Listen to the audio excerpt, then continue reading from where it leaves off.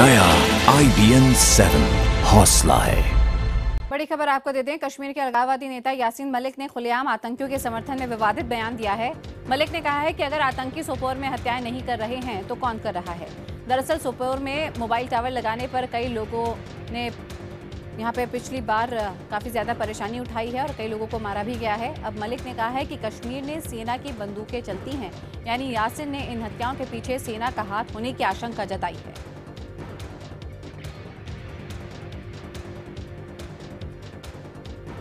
तो आपको एक बार फिर से बता दें, यहाँ पे अलगाववादी नेता यासीन मलिक का सीधे सीधे सेना पर निशाना और आतंकियों को बचाने की कोशिश। जहाँ पे मोबाइल टावर लगे होने के चलते हमने देखा है कि बीते कुछ दिनों में कई हत्याएं हुई हैं, तो वहीं पे यासीन मलिक कहते हैं कि आतंकियों ने नहीं बल्कि उनका इशारा है सेना की तरफ, जिन्होंने इन हत्याओं को अंजाम दिया है। तो आतंकियों के समर्थन में उतरे यासीन मलिक, अलगाववादी नेता। मोबाइल टावर लगाने पर कई लोगों को पिछले दिनों मारा गया था और मलिक कह रहे हैं कि कश्मीर में सेना की बंदूकें चलती हैं, किसी और की नहीं। यानी कि यासीन मलिक साफ साफ इन हत्याओं के पीछे सेना का हाथ होने की आशंका जता रहे हैं।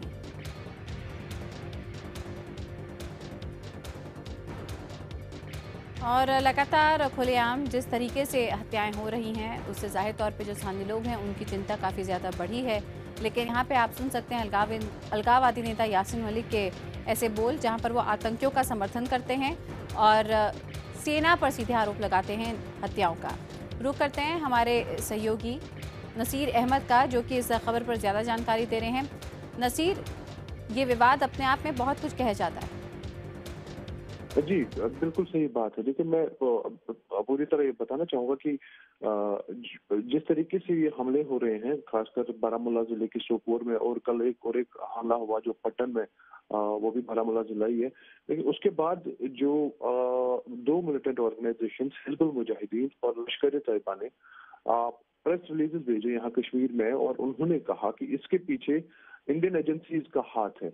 और उसी की प्रतिक्रिया देते हुए यासीन मलिक ने ये बात कही है कि इस चीज की जांच होनी चाहिए। कश्मीर में दो बंदूकें हैं, एक मिलिटेंट्स का है और नसीर, आपके जवाब पर मैं वापस आती हूँ आप पर, लेकिन इस बीच हम अपने दर्शकों को सुना दें कि यासीन मलिक ने कहा क्या।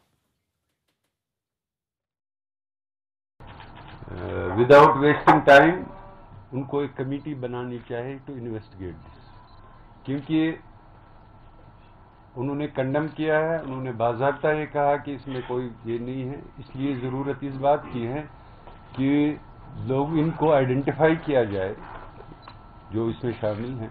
तो सईद सलाउद्दीन साहब को अपनी तरफ से फिलफोर एक कमेटी का ऐलान करना चाहिए टू इन्वेस्टिगेट दिस। उसने जो बयान दिया है, he did not give a statement as Hizbul Mujahideen chief. जो मैंने पेपर में उसका बयान पढ़ा, वो बयान उसने दिया है as the head of the United Jihad council.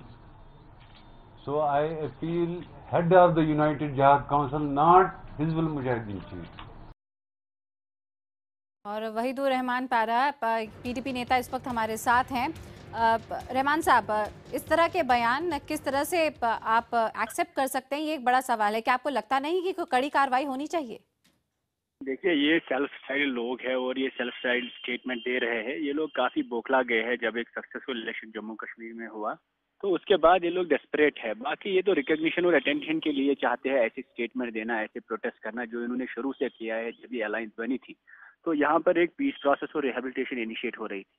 ये लोग डिस्टेबलाइज करना चाहते हैं जम्मू कश्मीर के इस वक्त उभरते हुए माहौल को, क्योंकि ये लोग बौखला गए हैं। आपको ये देखना है कि ये स्टेटमेंट जो इन्होंने दिया है, it's an invalid statement by an invalid person, by an at an invalid timing as well. तो मेरे ख्याल में ये होना कि इनको इतना अटेंशन देना मीडिया में, ये जाती होगी, ये नाइंसाफी है जम्मू कश्मीर की आवाम के साथ। ये रहमान साहब, अगर मीडिया टेंशन दे रहा है तो आप भी उसी मीडिया के जरिए इनका खंडन कर सकते हैं, इन्हें कंडेम कर सकते हैं ना। देखिए, खंडन तो करते हैं, लेकिन सवाल ये है ना कि इनका जो मैसेज आता है कि जम्मू कश्मीर में Yasin Malik, Syed Salahuddin, this is not the face of Jammu and Kashmir. This is not what people of Kashmir have voted for. 70% people have voted in election not to prove that Syed Salahuddin और यासीन मलिक का स्टेट 7 पे आए।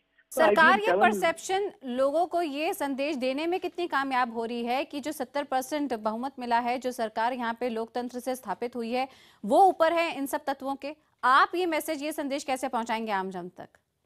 नहीं, देखिए हमारे तो जो 65% लोगों ने वोट डाला डिस्पाइट बाइकॉट मिलिटेंसी प्रेशर, यही यासीन मलिक जनूबी कश्मीर में हर चप्पे चप्पे पे गया और बाइकॉट करने की कोशिश की। People rejected his call for boycott. इससे बड़ा प्रूफ क्या चाहिए? हमारे 6 वर्कर मारे गए इलेक्शन में, जिन्होंने वोट के लिए, कैंपेन के लिए, डेमोक्रेसी के लिए, जमहूरियत के लिए वोट डाला है, हिंदुस्तान की कॉन्स्टिट्यूशन को स्ट्रेंथन करने के लिए वोट डाला है। उससे बड़ा क्या प्रूफ दें? हमने 6 वर्कर खोए इस इलेक्शन में, इससे ज्यादा क्या हमें और सफाई देनी है? और दूसरा, आपको ये समझना, ये जंग जमहूरियत की है और ये लोग वो गैर जमहूरी लोग हैं। ये लोग चाहते हैं किसी तरीके में ये न्यूसेंस में आए, न्यूज में आए। People have rejected them on ground, try to understand it and don't give them so much of space in national media. इन लोगों को तो चाहिए ही यही कि मसाला चाहिए, न्यूज चाहिए, अटेंशन चाहिए। आज जम्मू कश्मीर की रियासत में आप देखिए, लोगों को इस वक्त रिहेबिलिटेशन चाहिए। सैलाब के बाद लोग फ्लड ये बात रिलीफ सवाल मांग रहे हैं। रहमान साहब, ये सवाल तो बिल्कुल हम भी वाजिब तरीके से उठाने की कोशिश कर रहे हैं। आप बने रहिए हमारे साथ। बीजेपी नेता हीना भट्ट भी हमारे साथ हैं। हीना, क्या आपको लगता नहीं है कि जब से सरकार, राज्य सरकार आई है अपने अस्तित्व में, तब से अलगाववादी काफी ज्यादा एक्टिव हो गए, उनके बयानबाजी हो या फिर उनकी हरकतें? देखिए, वो तो उनकी बयानबाजी से सरकार पे कोई फर्क नहीं पड़ने वाला है। बीजेपी ऐसी पार्टी है जो बिल्कुल उनको कोई भी किसी भी तरीका के रिस्पॉन्स नहीं देना चाहती है। ना तो इतना उन लोगों के जो भी बयान है उन पे कोई फर्क पड़ेगा, ना तो उन्हें हक है कश्मीर के बारे में कोई फैसला करने की या सोचने की। तो इसलिए वो कुछ ज्यादा ही भड़के गए हैं, फ्रस्ट्रेशन है उनकी कि वो बार बार ये बयान दे रहे हैं। हीना, आपकी बात मानते हैं कि सरकार इसको तवज्जो नहीं देना चाहती, जैसा कि रहमान साहब भी हमें ये बताने की कोशिश कर रहे हैं। लेकिन मेरा सवाल आपसे हीना ये है कि क्या सरकार को फर्क नहीं पड़ता, ये बात अलग है, लेकिन क्या आपको लगता नहीं है कि ऐसी बातें जो वहां की आवाम है उस पर जरूर असर डालती होंगी? देखिए, ये जो अटैक हुआ है सोपोर पे, ये अवाम पे ही हुआ है। एक पूरा जो इन्होंने ये वहां पे हरकत की है, इससे इन्होंने जो लोगों का नुकसान किया है, किलिंग्स की है, तो ये सिर्फ सरकार लोगों की है, लोगों के लिए है। तो लोग सरकार से जुड़े हैं और सरकार लोगों से जुड़ी है। तो ये एक तरीके से हम पे ही एक वार है, क्योंकि सरकार कोई अलग चीज नहीं है। सरकार यहाँ बीजेपी पीडीपी सरकार लोगों के लिए बैठी है।